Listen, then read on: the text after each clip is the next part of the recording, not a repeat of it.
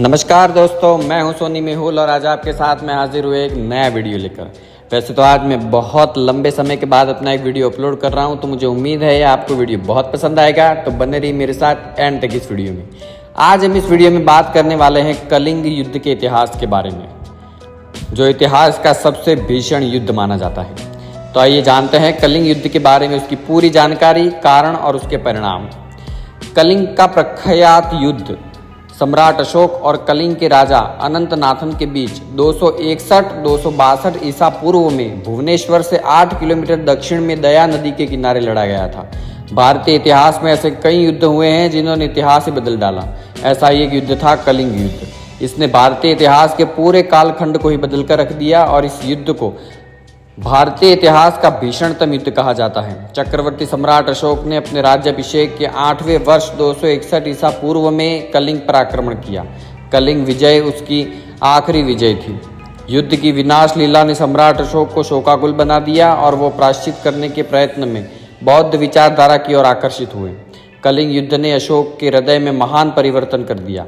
उसका हृदय मानवता के प्रति दया और करुणा से उद्वेलित हो गया। उसने युद्ध क्रियाओं को सदा के लिए बंद कर देने की प्रतिज्ञा की और यहाँ से आध्यात्मिक और धर्म विजय का युग शुरू हुआ। उसने बौद्ध धर्म को अपना धर्म स्वीकार किया।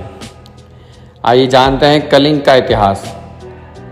वर्तमान उड़ीसा राज्य प्राचीन काल में कलिंग के नाम से प्रसिद्ध था।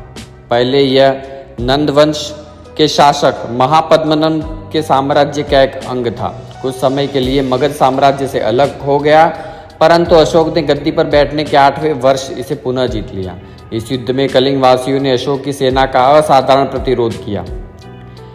कलिंग के 1 लाख व्यक्ति मारे गए, 1.5 लाख बंदी बनाए गए और इससे कहीं अधिक संख्या में युद्ध से हुए विनाश के कारण बाद में मारे गए। इसी विनाश को देखकर अशोक युद्ध के बदले धर्म विजय की ओर प्रवृत्त हुआ। धौलगिरी नामक स्थान पर जहां अशोक की सेना का शिविर था और बाद में जहां उसने बौद्ध धर्म की दीक्षा ली, अब एक आकर्षक स्तूप, मंदिर और शिलालेख विद्यमान है। कलिंग की एक स्वतंत्र सामुद्रिक गणराज्य की सेना का नेतृत्व राजा अनंत पद्मनाभन ने किया था। लड़ाई धौली की पहाड़ी पर लड़ी गई थी और अशोक और उनकी सेना ने राजा अनंत पद्मनाभम की सेना के एक साथ खतरनाक युद्ध लड़ा। उन्होंने मौर्य सेना के लिए कड़ा विरोध प्रदर्शन किया और कलिंग का पूरा शहर युद्ध मैदान में बदल गया और हर कोई मौर्य सेना के खिलाफ लड़ने के लिए आगे आया। हालांकि उन्होंने विरोध किया और बहादुरी से लड़ाई लड़ी। वास्तव में कई उदाहरणों में कलिंग के राजा अनंत पद्मनाभम की अगुवाई वाली सेना विजय नजदीक थी। आखिरी सांस तक वे महान वीरता से लड़े और अंत में कलिंग के लोग युद्ध के मैदान में मारे गए और अशोक महान ने कलिंग की लड़ाई जीती। ये एक भयंकर युद्ध था जिसमें कलिंग के 1.5 लाख योद्धा और 1 लाख मौर्य योद्धाओं का जीवन दांव पर लगा गया था। युद्ध का दृश्य एक भयानक दृष्टि प्रस्तुत कर रहा था। पूरे इलाके सैनिकों की लाशों से भरे हुए थे। गंभीर दर्द में घायल सैनिक पड़े हुए थे और गिद्धों ने उनके मृत शरीर पर आश्रय कर लिया था। बच्चे अनाथ हो गए, वे अपने सगे संबंधियों को खो चुके थे। विधवा शांत और निराश दिखाई दे रही थी। युद्ध के मैदान के आगे बहने वाली दया नदी रक्तपात के कारण पूरी तरह लाल हो गई।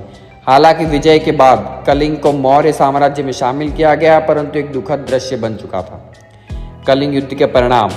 मौर्य साम्राज्य का विस्तार हुआ। इसकी राजधानी तोशाली बनाई गई। इसने अशोक की साम्राज्य विस्तार नीति का अंत कर दिया। इसने अशोक के जीवन पर बहुत प्रभाव डाला और उसने अहिंसा, सत्य, प्रेम, दान, परोपकार का रास्ता अपना लिया। अशोक बौद्ध धर्म का अनुयायी बन गया। उसने बौद्ध धर्म का प्रचार किया। उसने अपने संसाधन प्रजा की भलाई में लगा दिए। उसने धर्म की स्थापना की।